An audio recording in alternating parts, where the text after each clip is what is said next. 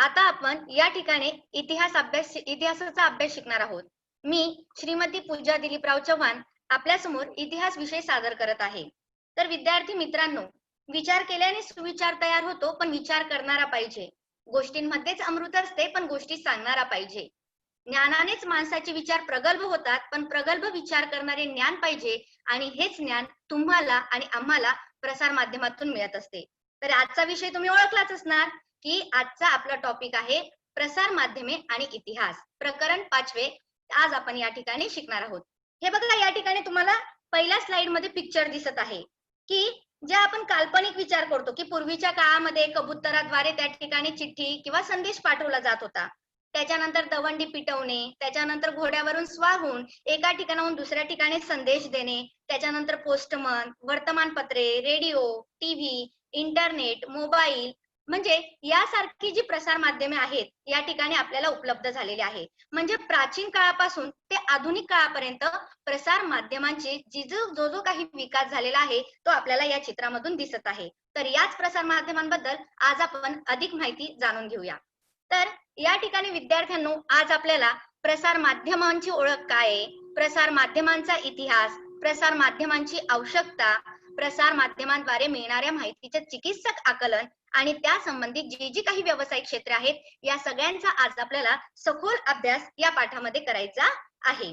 या ठिकाणी तुम्हाला चित्र दिसत आहे की या ठिकाणी बघा किती प्रसार माध्यम आज आपल्याला उपलब्ध आहे की जे आपले विचार त्या ठिकाणी प्रगल्भ करत असतात, आपल्याला माहितीचा आणि ज्ञानाचा प्रसार आपल्यात करून देत असतात, अशी प्रसार माध्यम आहेत. मग प्रसार माध्यम तुम्हाला कळली की कोणकोणती आहेत. पण प्रसार माध्यम हा जो काही शब्द आहे हा दोन शब्दांपासून तयार झालाय. एक म्हणजे प्रसार आणि दुसरं म्हणजे माध्यम. मग प्रसार याचा अर्थ काय की एखादी गोष्ट दूरवर पसरवणे, आणि माध्यम काय, ती माहिती ती गोष्ट पसरवण्यासाठी ज्या माध्यमाचा आपण वापर करतो त्याला आपण म्हणतो प्रसार माध्यम. म्हणजेच एखादी माहिती एखाद्या माध्यमाच्या द्वारे दूरवर पोहोचवणे म्हणजे काय होतं, प्रसार माध्यम होतं. मग विद्यार्थी मित्रांनो, या ठिकाणी बघा तुम्हाला एक चित्र दिसत आहे दवंडी पिटवताना. तर पूर्वीच्या काळी राजा जो असायचा, राजाला जर आपला काही संदेश जनतेला द्यायचा असेल तर तो काय करायचा, आपल्या दूताला पाठवायचा गावामध्ये, आणि गावामध्ये दूताला पाठवल्यानंतर तो दूत काय करायचा की त्याच्याकडे एखादं जे वाद्य असेल जसं की ढोल वगैरे असे जे काही वाद्य असेल ते वाद्य घ्यायचा, गावाच्या चौकात उभा राहायचा आणि त्या ठिकाणी ऐका हो ऐका, ऐका हो ऐका अशी गर्जना द्यायचा, आणि त्याच्या सोबती सगळे गावातील जे लोक होते ते जमा व्हायचे आणि त्या ठिकाणी राजाने दिलेला जो संदेश आहे तो त्या ठिकाणी तो लोकांपर्यंत पोहोचवायचा. याला म्हणतात दवंडी पिटवणे. मग प्राचीन काळामध्ये दवंडी पिटवणे या पद्धतीने संदेश दिला जात होता. मग तुम्ही म्हणणार आधुनिक काळात नाही का, तर विद्यार्थी मित्रांनो, आधुनिक काळामध्ये सुद्धा दवंडी पिटवली जाते, पण ती वेगळ्या स्वरूपात. आता बघा, कोरोना सारखा महाभयंकर आजार आला, त्या आजाराच्या रोगाने त्या ठिकाणी काय झालं की आपल्या गावामध्ये, नगरामध्ये, कॉलन्यांमध्ये पोलिसांची गाडी किंवा इतर शासकीय गाडी हे आपल्याला अनाउन्स करतात आणि कोरोनाबद्दल जनजागृती करतात. म्हणजे त्यांनी दवंडीच पिटवली, परंतु प्राचीन काळातील दवंडीचं स्वरूप आणि आताच्या काळातील दवंडीचं स्वरूप याच्यामध्ये थोडासा बदल आहे. म्हणजेच दवंडी पिटवणे आजही या ठिकाणी सुरू आहे. दुसऱ्या ठिकाणी चित्र दिसत आहे, या ठिकाणी लोकांचा जमाव झालेला आहे. म्हणजेच त्या ठिकाणी माहिती, प्राचीन काळामध्ये माहितीचं जे आदान प्रदान होतं ते एका व्यक्तीकडून दुसऱ्या व्यक्तीकडे, दुसऱ्या व्यक्तीकडून तिसऱ्या व्यक्तीकडे अशा पद्धतीने माहितीचा प्रसार होत होता आणि अशा पद्धतीने जुन्या काळातील प्रसार माध्यम या ठिकाणी आपल्याला बघायला मिळतात. मग त्याच पद्धतीने आपण आज प्रसार माध्यमांचा इतिहास म्हणजे कशा पद्धतीने प्रसार माध्यम सुरू झाली ते आता आपण बघणार आहोत. तर सगळ्यात पहिले म्हणजे काय, वर्तमानपत्र.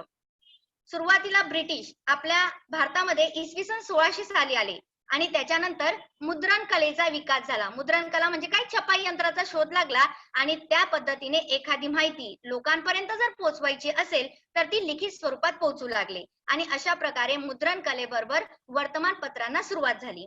मग वर्तमानपत्र म्हणजे काय की ठरलेल्या वेळी नियमितपणे छापून वितरित केले जाणारे प्रकाशन म्हणजे वर्तमानपत्र होय.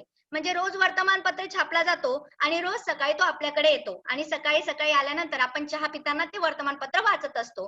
म्हणजे वर्तमानपत्र काय आहे की ठरलेल्या वेळी नियमितपणे छापून येतात, दररोज छापून येतात आणि दररोज वितरितही केले जातात, त्याला आपण म्हणतो वर्तमानपत्र. मग तुम्हाला वर्तमानपत्र सगळ्यांनाच माहिती आहे की वर्तमानपत्रांमध्ये वेगवेगळ्या बातम्या येतात.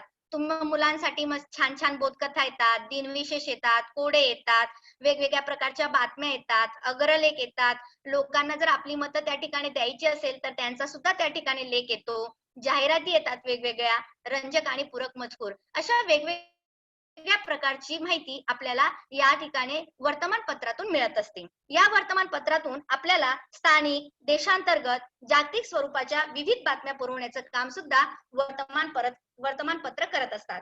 मग वर्तमानपत्र हे काय आहे? ऐतिहासिक दस्तऐवज आहे. आता तुम्ही म्हणणार दस्तऐवज कसं? आज जर मला जे वर्तमानपत्र मी जे वाचलं असेल आणि त्याची माहिती मी 50 वर्ष झाल्यानंतर जर मला हवी असेल, तर मी ते जतन करून ठेवलेलं वर्तमानपत्र त्या ठिकाणी काढलं आणि त्याच्यातली माहिती मला उपयोगी पडली, तर त्या ठिकाणी ते काय झालं? दस्तऐवज झालं. म्हणजे आपण वर्तमानपत्र जतन करून ठेवलं आणि भविष्यात आपल्याला त्याचा उपयोग होतो, म्हणून त्याला ऐतिहासिक दस्तऐवज असं या वर्तमानपत्राला म्हणत असतात. मग हे जे वर्तमानपत्र आहेत, हे वर्तमानपत्र वेगवेगळ्या देशात वेगवेगळ्या वेळेला सुरुवात झाली आणि ते कोणत्या पद्धतीने, कशा पद्धतीने लोकांना माहितीचा प्रसार करायचा ते सुद्धा आता आपण जाणून घेऊया. मग वर्तमानपत्रांची पूर्वसुरी, यामध्ये वेगवेगळ्या देशांनी वर्तमानपत्र कशा पद्धतीने छापली, लोकांमध्ये माहितीचा प्रसार कसा केला, ते आता आपण या मुद्द्यामध्ये बघूया. की सगळ्यात पहिले तुम्हाला या ठिकाणी दिसतंय कोरीव लेख दिसतोय इजिप्तचा. तर इजिप्तमध्ये इसवी सन पूर्व काळामध्ये जे काही सरकारचे आदेश असतील, ते सरकारचे आदेश कोरीव लेख करायचे आणि ते कोरीव लेख सार्वजनिक ठिकाणी या पद्धतीने लावून ठेवत होते. तर अशा पद्धतीने कोरीव लेख त्या ठिकाणी इजिप्तमध्ये केले जायचे आणि लोकांमध्ये त्या ठिकाणी सार्वजनिक ठिकाणी लावून लोकांमध्ये त्या माहितीचा प्रसार केला जात होता. त्या ठिकाणी दुसऱ्या ठिकाणी दिसते तुम्हाला प्राचीन रोमन साम्राज्य. तर या प्राचीन रोमन साम्राज्यामध्ये जे काही सरकारी हुकूम होते ते कागदावर लिहून काढत आणि ते कागद काय करायचे? प्रांतोप्रांती, गावोगावी वाटले जायचे आणि यात देश आणि देश राजधानी यातील महत्वाच्या घटना त्या ठिकाणी लिहिल्या जात होत्या आणि लोक ती वाचत होते. त्यानंतर तिसरा आहे जुलियस सीझर. तर जुलियस सीझरच्या अधिपत्याखाली त्या ठिकाणी ऍक्टा डायर्ना नावाची वार्तापत्र सुरू झाली. मग ऍक्टा डायर्ना म्हणजे काय? की रोजच्या घटना ज्या वृत्तपत्रामध्ये लिहिली जात होती त्याला ऍक्टा डायर्ना असे म्हणतात. मग अशा प्रकारे ही ऍक्टा डायर्ना या ठिकाणी सार्वजनिक ठिकाणी लावली जात होती. तुम्हाला या ठिकाणी दिसतंय चित्र, तिसरं चित्र दिसतंय की तो त्या ठिकाणी ऍक्टा डायर्ना नावाचे जे वृत्तपत्र आहे ते सार्वजनिक ठिकाणी लावलेलं आहे आणि येणारी जाणारी जी काही लोक आहेत ती त्या ठिकाणी ते पत्र वाचत आहे. म्हणजे अशा प्रकारे सरकारी निवेदने पोहोचवण्याचा हा एक प्रभावी मार्ग जुलियस सीझरच्या काळामध्ये होता. त्याच्यानंतर चीन मधली परिस्थिती ही तशीच होती. चीनमध्ये काय करायचे की जे काही सरकारचे आदेश आहेत, सरकारचे निवेदन आहे ते त्या ठिकाणी सार्वजनिक ठिकाणी लावली जात होती आणि लोक त्या ठिकाणी वाटले, सार्वजनिक ठिकाणी वाटल्यानंतर लोक त्या पत्रांचं काय करायचे? वाचन करायचे. इंग्लंडमध्ये ही वर्तमानपत्र त्या ठिकाणी अधूनमधून वाटायची. मग त्या वर्तमानपत्रांमध्ये इंग्लंडच्या लढाया किंवा महत्वाची जी काही घटनांची पत्रके असत ती लोकांना अधूनमधून दिली जात होती. त्याचप्रमाणे या ठिकाणी शेवटच्या चित्रामध्ये तुम्हाला लोकांचा जमाव दिसतोय. म्हणजेच काय की धर्मशाळांमध्ये उतरणारे प्रवासी, फिरस्ते, तेथील स्थानिक लोकांना ज्या काही दूरवरच्या बातम्या असायच्या त्या रंगवून सांगत असत. त्याचप्रमाणे राजांचे जे काही प्रतिनिधी असायचे ते वेगवेगळ्या ठिकाणी असत आणि तेथील ताज्या ताज्या बातम्या राज दरबारात पोहोचवायचे आणि अशा प्रकारे इजिप्त, रोमन, जुलियस सीझरचा काळ, चीन आणि इंग्लंड आणि फिरते प्रवासी किंवा धर्मशाळांमध्ये उतरणारे प्रवासी हे या ठिकाणी माहिती एकाकडून दुसऱ्याला देऊन त्या ठिकाणी माहितीचा प्रसार करत होते आणि त्या ठिकाणी माहितीचा प्रसार करत करत लोकांमध्ये ज्ञानाची रचना, ज्ञानभर करत होते. असं आपल्याला या वर्तमानपत्रांची पूर्वसुरी म्हणजे जुन्या काळामध्ये वर्तमानपत्र कशा पद्धतीने वाटले जायचे आणि लोकांपर्यंत माहिती कशी पोहोचवली जायची हे आपल्याला या ठिकाणी दिसून येतं. मग सगळ्यात पहिले भारतामध्ये जे वर्तमानपत्र सुरू झालं ते होतं इंग्रजी वर्तमानपत्र. त्यावेळेस भारतामध्ये जेम्स ऑगस्टस सिकी हा जो आयरिश व्यक्ती होता, या आयरिश व्यक्तीने भारतामध्ये सर्वात प्रथम पहिलं वृत्तपत्र काढलं ते इंग्रजी भाषेचं. त्यालाच आपण म्हणतो बेंगॉल गॅझेट. तर अशा प्रकारे भारतामध्ये पहिले इंग्रजी वर्तमानपत्र बेंगॉल गॅझेट हे निघाले. 29 जानेवारी 1780 साली हे वृत्तपत्र प्रकाशित करण्यात आले. याच वृत्तपत्राला कलकत्ता जनरल ऍडव्हर्टायझर किंवा बेंगॉल गॅझेट असंही म्हटलं जातं. आणि अशा पद्धतीने या ठिकाणी बेंगॉल गॅझेटचे तुम्हाला फोटो दाखवले. की या बेंगॉल गॅझेटमध्ये अशा पद्धतीच्या ज्या बातम्या होत्या त्या इंग्रजी मध्ये त्या ठिकाणी छापून येत होत्या आणि अशा प्रकारे भारतामध्ये इंग्रजी भाषेतील सर्वात पहिलं वृत्तपत्र 29 जानेवारी 1780 साली बेंगॉल गेझेट म्हणून या ठिकाणी प्रकाशित झालं. त्यानंतर दर्पण हे भारतातील मराठी भाषेतील पहिलं वृत्तपत्र आहे. याचे संपादक आचार्य बाळशास्त्री जांभेकर हे आहेत. आचार्य बाळशास्त्री जांभेकर यांनी भारतामध्ये सगळ्यात पहिलं मराठी भाषेतील वर्तमानपत्र सुरू केलं. हे वर्तमानपत्र 6 जानेवारी 1832 साली प्रकाशित करण्यात आलं आणि म्हणूनच हा दिवस त्या ठिकाणी पत्रकार दिन म्हणून साजरा केला जातो. तर विद्यार्थ्यांनो, पत्रकार दिन हा 6 जानेवारी 1832 6 जानेवारी या दिवशी त्या ठिकाणी साजरा केला जातो. याच्या मागचं कारण त्या ठिकाणी दर्पण हे वृत्तपत्र सुद्धा प्रकाशित झालं होतं मराठी भाषेतील आणि म्हणूनच तो दिवस त्या ठिकाणी पत्रकार दिन म्हणून साजरा केला जातो. त्याचप्रमाणे या वर्तमानपत्रामध्ये सामाजिक, राजकीय, आर्थिक, सांस्कृतिक अशा सगळ्या प्रकारचा इतिहास या ठिकाणी छापला जात होता. यामध्ये वेगवेगळ्या प्रकारच्या बातम्या छापून लोकांमध्ये जागृती सुद्धा केली जात होती. कंपनी सरकारच्या 3 इलाख्यातील जमा खर्चाची नोंद या ठिकाणी केली जात होती. 3 इलाखे म्हणजे कोणते? मद्रास, मुंबई आणि बंगाल असे जे काही भाग होते या भागांमधील जमा खर्चाची नोंद त्या ठिकाणी वृत्तपत्रामध्ये छापली जात होती. त्याचप्रमाणे देशावर कोणकोणत्या देश हल्ला करतील याचे भय याबद्दल सुद्धा छापलं जात होतं. शहर साफ करण्यासाठी मंडळींची नेमणूक ती सुद्धा त्या ठिकाणी स्थापन केलेले नावं त्या ठिकाणी पेपरमध्ये छापून येत होते. त्याचप्रमाणे समाज प्रबोधनाचं काम सुद्धा दर्पण या वृत्तपत्राने केलेलं आहे. हिंदू विधवांचा पुनर्विवाह, ज्या ठिकाणी विधवा स्त्रिया आहेत त्या विधवा स्त्रियांचा पुनर्विवाह झाला पाहिजे असा जोरदार त्या ठिकाणी जी चालना मिळाली होती ती या ठिकाणी हिंदू विधवांचा पुनर्विवाह या दर्पण वृत्तपत्रातून मिळालेली होती. त्यानंतर कोलकाता येथील थिएटरची स्थापना, राजाराम मोहन रॉय यांची इंग्लंडमधील कामगिरी अशा अनेक गोष्टींवर दर्पण या वृत्तपत्रातून लेख छापले जाऊ लागले आणि लोकांमध्ये जागृती घडवण्यात आली. त्यानंतर आलं प्रभाकर वृत्तपत्र आणि शतपत्रे. ह्या प्रभाकर वृत्तपत्राचे संपादक भाऊ महाजन हे होते. या भाऊ महाजनांचे खरे नाव गोविंद विठ्ठल कुंटे हे आहे, परंतु त्यांना भाऊ महाजन या नावाने ओळखलं जातं. प्रभाकर वृत्तपत्राची सुरुवात 24 ऑक्टोबर 1848 रोजी सुरू झाली. या प्रभाकर वृत्तपत्रामध्ये फ्रेंचांच्या बंडाचा इतिहास या ठिकाणी छापला जाऊ लागला. आता याच्यामधून देशभक्ती आपल्याला दिसून येते, कारण फ्रेंच बंडाचा इतिहास म्हणजे काय की फ्रेंच राज्यक्रांती. आता तुम्हाला माहिती असेल की फ्रेंच राज्यक्रांती काय होतं, की फ्रेंच राज्यक्रांतीमध्ये या ठिकाणी जेव्हा तो लुई राजा होता फ्रेंचचा, तेव्हा काय करत होता, लोकांवर अन्याय आणि अत्याचार करत होता आणि त्याला कंटाळून सगळे फ्रेंचचे जे नागरिक होते ते एकत्र आले आणि त्यांनी राजाविरुद्ध जो उठाव केला त्याला आपण म्हणतो फ्रेंच राज्यक्रांती. आणि मग ते त्यांनी आपल्या प्रभाकर वृत्तपत्रांमधून छापून आणलं. याच्या मागचं कारण म्हणजे भारतामध्ये सुद्धा इंग्रजांचं राज्य होतं आणि जेव्हा सगळे भारतीय एकत्र येतील तेव्हा आपण या इंग्रजांना आपल्या देशातून हाकलून लावू शकतो आणि भारताला स्वातंत्र्य मिळवून देऊ शकतो, ही लोकांमध्ये जागृती निर्माण करायची. या अनुषंगाने त्यांनी फ्रेंचांच्या बंडाचा इतिहास प्रभाकर या वृत्तपत्रातून छापून काढला. त्याचप्रमाणे दुसरीकडे शतपत्रे आहेत. शतपत्रे हे सुद्धा समाज प्रबोधनावर आधारित होते.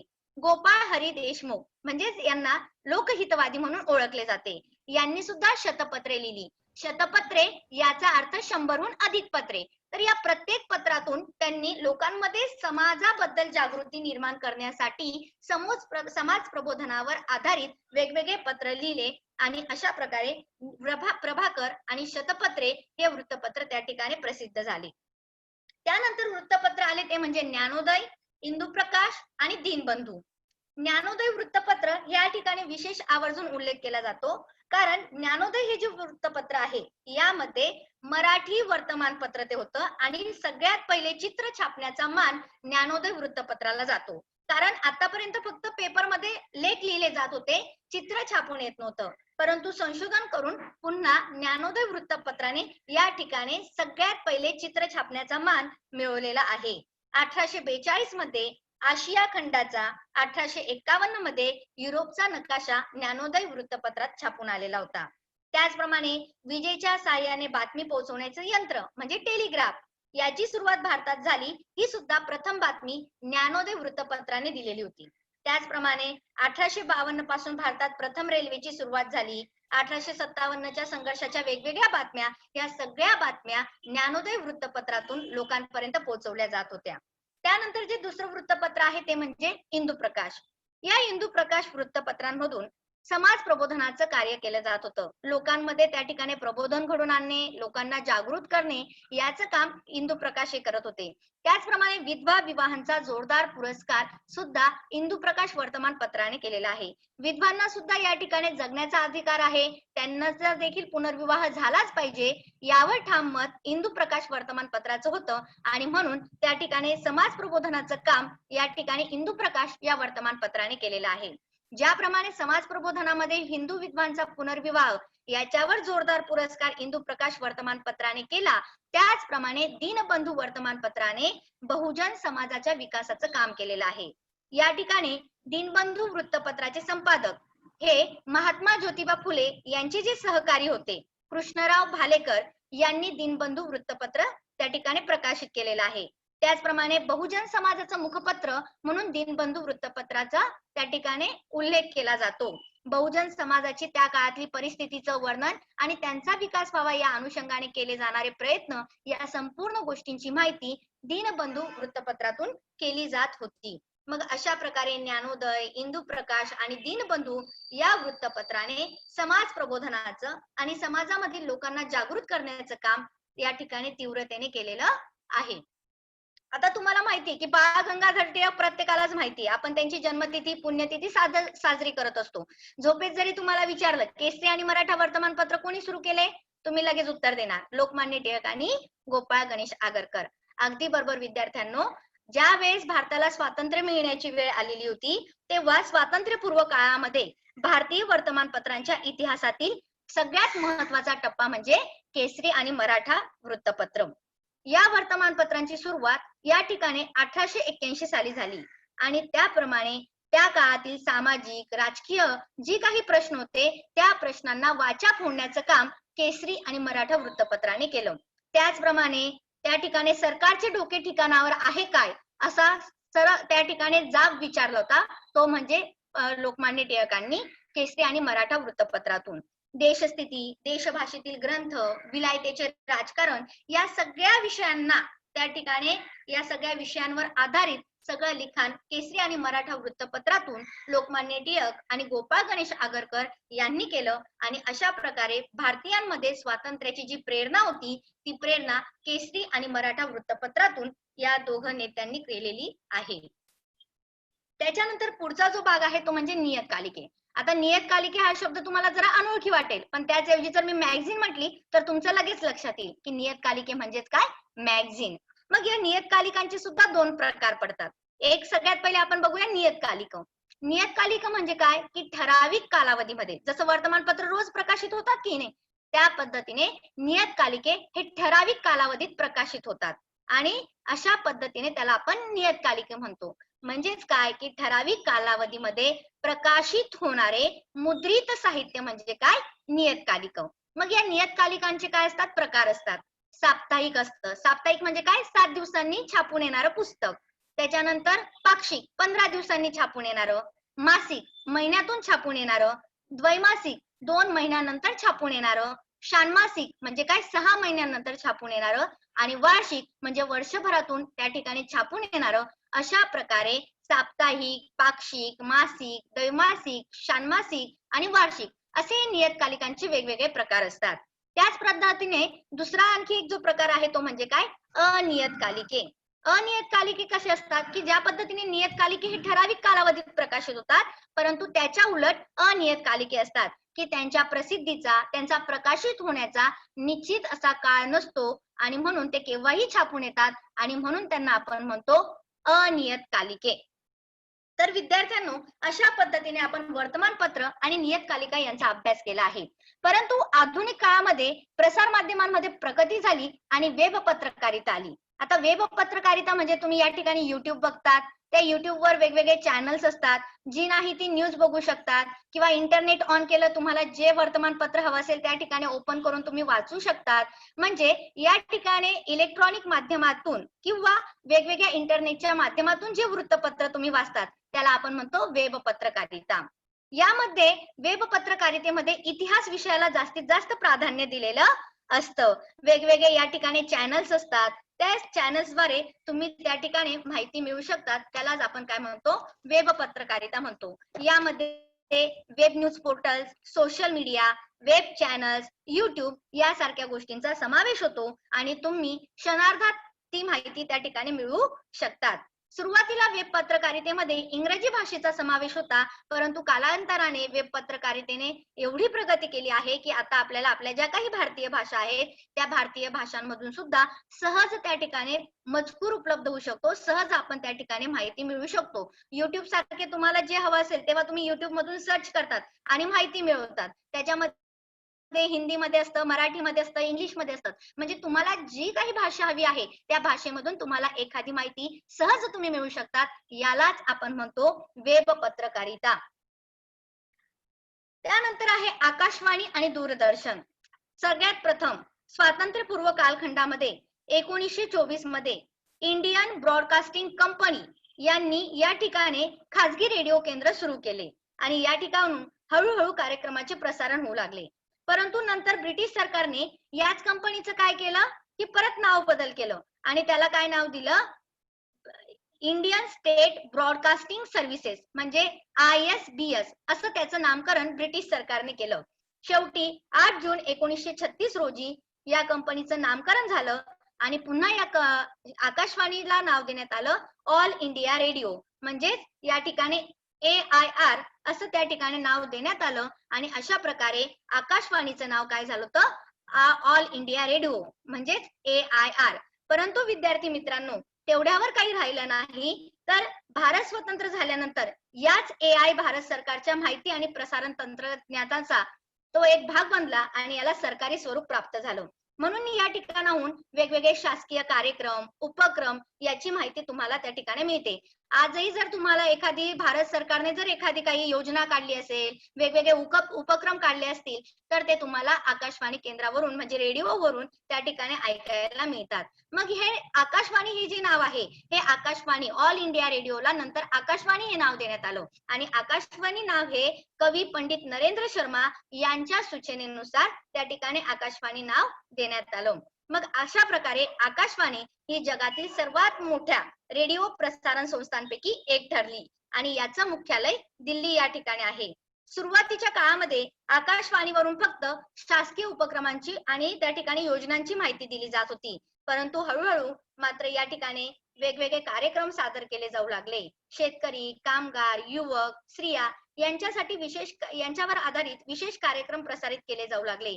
विविध भारती या लोकप्रिय रेडिओ सेवेद्वारे सध्या 24 भाषा आणि त्या ठिकाणी 146 बोलीय भाषा यामधून आकाशवाणीद्वारे वेगवेगळ्या बातम्यांचं, वेगवेगळ्या कार्यक्रमांचं प्रसारण केलं जात आहे आणि अशा पद्धतीने आकाशवाणी या ऑल इंडिया रेडिओ म्हणजेच आकाशवाणी या सरकारी असून त्या ठिकाणी वेगवेगळ्या कार्यक्रमांचं प्रसारण या ठिकाणी केलं जातं.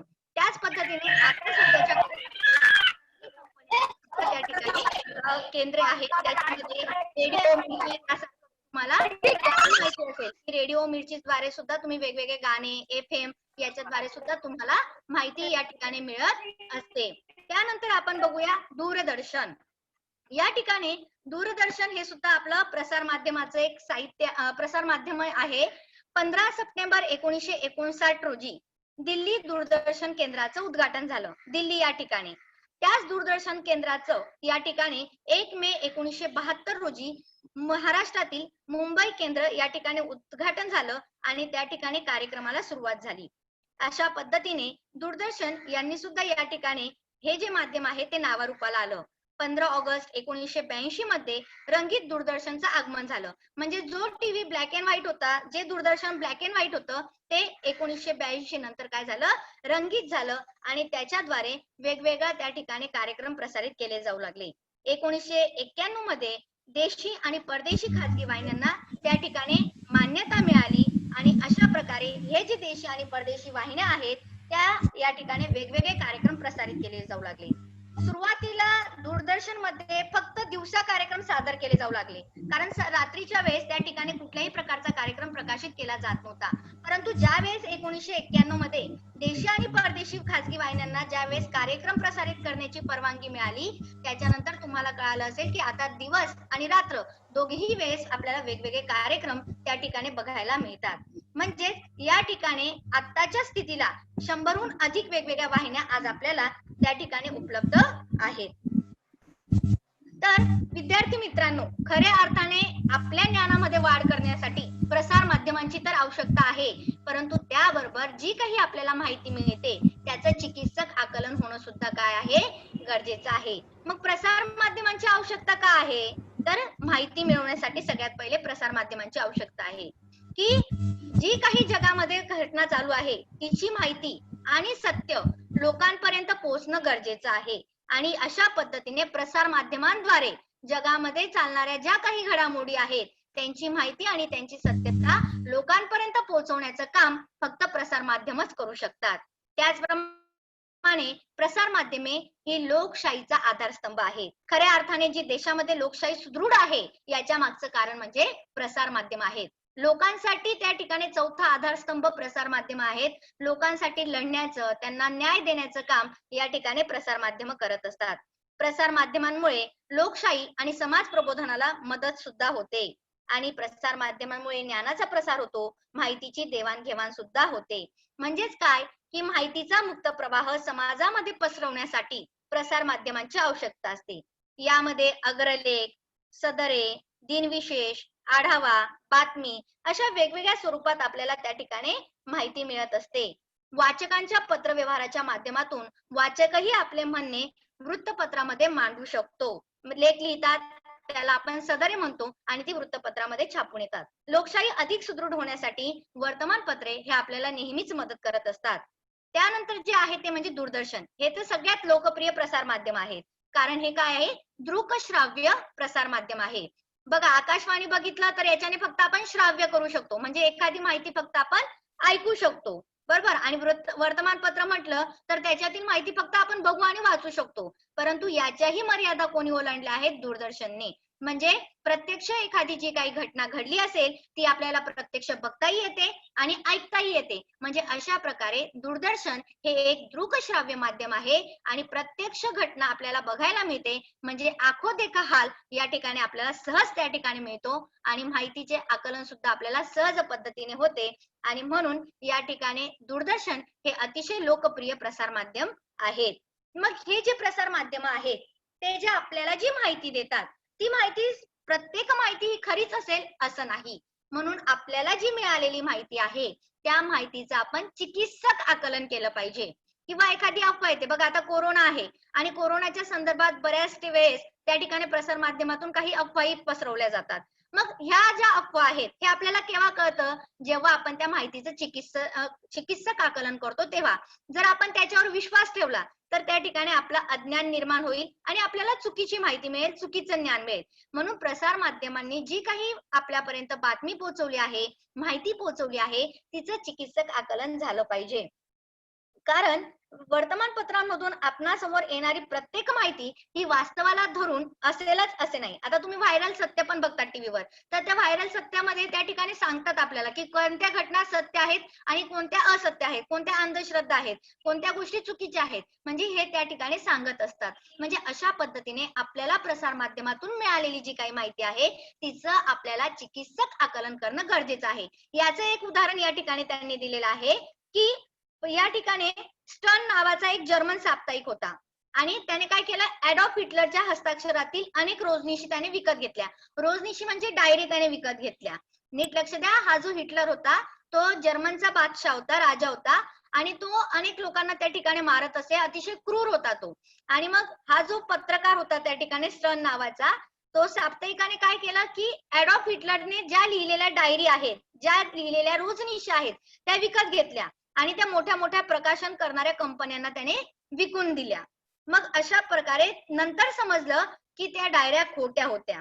म्हणून प्रसार माध्यमातून मिळालेली प्रत्येक माहिती ही सत्यच असेल असं नाही, तर प्रत्येक माहिती आपण त्या ठिकाणी समजून घेतली पाहिजे, तिचा शोध लावला पाहिजे, तिचं चिकित्सक आकलन केलं पाहिजे आणि मगच त्या बातमीवर आपण विश्वास ठेवला पाहिजे, हे या ठिकाणी महत्वाचं आहे. म्हणजे सगळ्यात पहिले आपण प्रसार माध्यमांची आपल्यासाठी खूप आवश्यकता आहे. त्या ठिकाणी आपल्याला ज्ञान मिळतं, परंतु ते ज्ञान घेताना ती संपूर्ण माहितीचं आपण आकलन करून घेणं, तिचा शोध लावणं, त्याच्याबद्दल वाचन करणं सुद्धा गरजेचं आहे.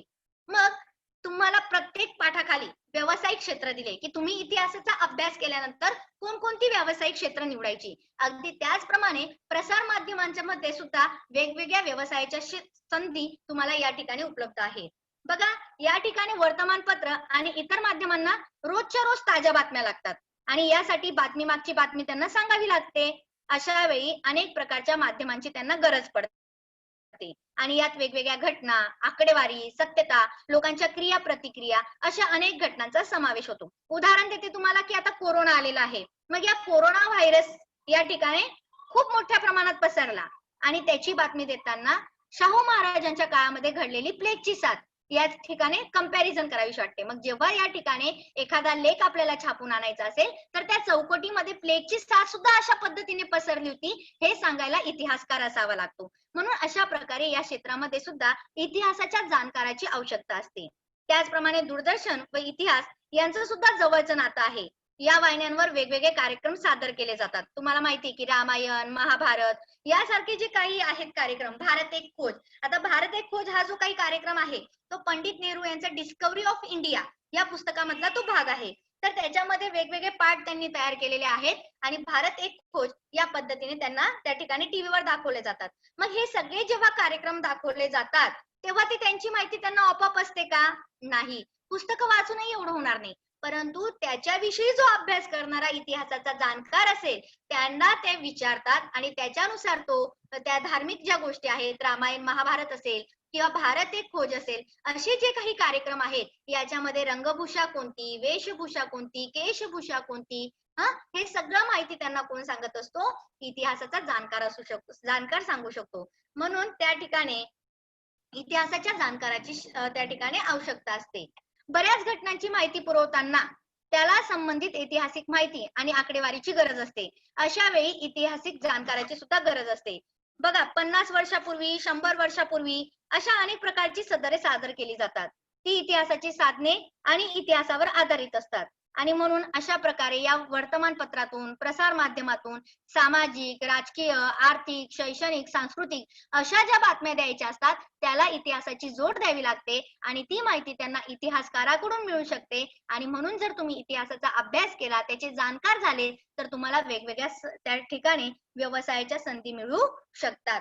त्याचप्रमाणे ऐतिहासिक स्थळांना भेट देणे, माहिती जमा करणे, वर्तमानपत्रे, वेब पोर्टलसाठी वेगवेगळ्या स्टोरी बनवणे या ठिकाणी सुद्धा तुम्हाला व्यवसायाच्या संधी सहज उपलब्ध आहेत.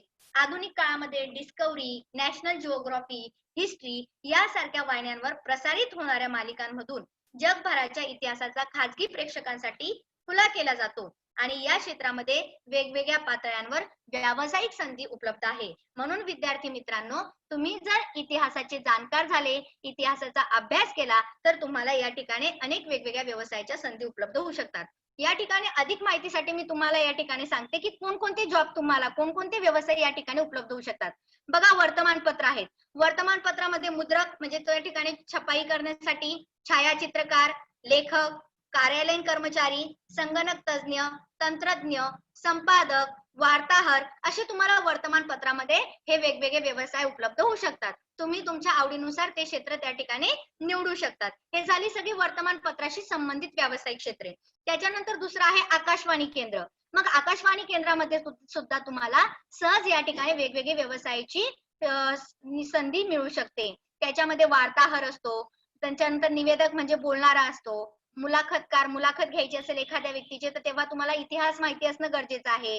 व्यवस्थापक, स्टुडिओमध्ये काम करणारे वेगवेगळे तंत्रज्ञ, वृत्त संकलन, कर्मचारी वर्ग, केंद्र प्रमुख अशा पद्धतीने सुद्धा आकाशवाणी या ठिकाणी तुम्हाला वेगवेगळ्या व्यवसायाच्या संधी सहज उपलब्ध होऊ शकतात. त्यानंतर आहे दूरदर्शन, म्हणजेच या ठिकाणी मीडियाच्या क्षेत्रात सुद्धा तुम्ही या ठिकाणी सहज जाऊ शकतात. ऑडिओ व्हिज्युअल मीडियामध्ये यामध्ये तुम्ही पत्रकार, वृत्त निवेदक, बघा तुम्ही टीव्हीवर रोज बातम्या बघता, त्याच्यामध्ये पत्रकार दिसतात तुम्हाला. मग जेव्हा तो एखादी माहिती सांगतो तेव्हा त्याला इतिहासाबद्दल ज्ञान सुद्धा असणं गरजेचं आहे. म्हणून पत्रकार, वृत्तनिवेदक, कॅमेरामन, कलाकार, रंगभूषा तज्ञ, संगीत निर्देशक, प्रकाश व्यवस्था पाहणारे तंत्र निर्देशक, मुलाखतकार, कला निर्देशक, वृत्त संपादक, वृत्त संकलन अशा वेगवेगळ्या क्षेत्रांमध्ये तुम्हाला सहज व्यवसायाच्या संधी उपलब्ध होऊ शकतात. केव्हा? जेव्हा तुम्ही इतिहासाचे सखोल जाणकार होणार, त्यानंतर तुम्ही दूरदर्शन म्हणा, आकाशवाणी म्हणा, वृत्तपत्र म्हणा आणि वेगवेगळ्या क्षेत्रांमध्ये सहज तुम्ही व्यवसाय मिळवू शकतात. आणि आता तुम्हाला माहिती की हे आधुनिक युग आहे आणि आधुनिक युगामध्ये या क्षेत्रांना अधिक वाव दिला आहे आणि म्हणून या ठिकाणी तुम्ही सहज व्यवसायाच्या वेगवेगळ्या संधी तुम्हाला सहज उपलब्ध होऊ शकतात. अशा प्रकारे आपण आज या ठिकाणी प्रसार माध्यमे कुठून सुरुवात झाली आणि आधुनिक काळामध्ये त्या ठिकाणी कशी प्रगती झाली हे तुम्हाला मी पहिल्या स्लाइड मध्ये दाखवलं होतं. की ज्या वेळेस एकीकडे त्या ठिकाणी कबूतर किंवा दवंडी पिटून एखादा संदेश दिला जात होतो आणि आज त्याच आधुनिक युगामध्ये प्रसार माध्यमांनी जी काही प्रगती केली आहे आणि इंटरनेट, व्हॉट्सअप, युट्यूब याद्वारे आपल्याला जी काही माहिती मिळत आहे, अशा पद्धतीने प्राचीन काळापासून आधुनिक काळापर्यंत प्रसार माध्यमांनी प्रगती केलेली आहे. आणि म्हणूनच या ठिकाणी प्रसार माध्यमांना लोकशाहीचा चौथा आधारस्तंभ म्हणतात.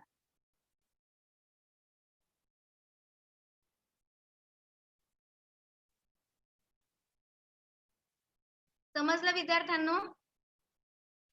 हो मॅडम. हो मॅडम.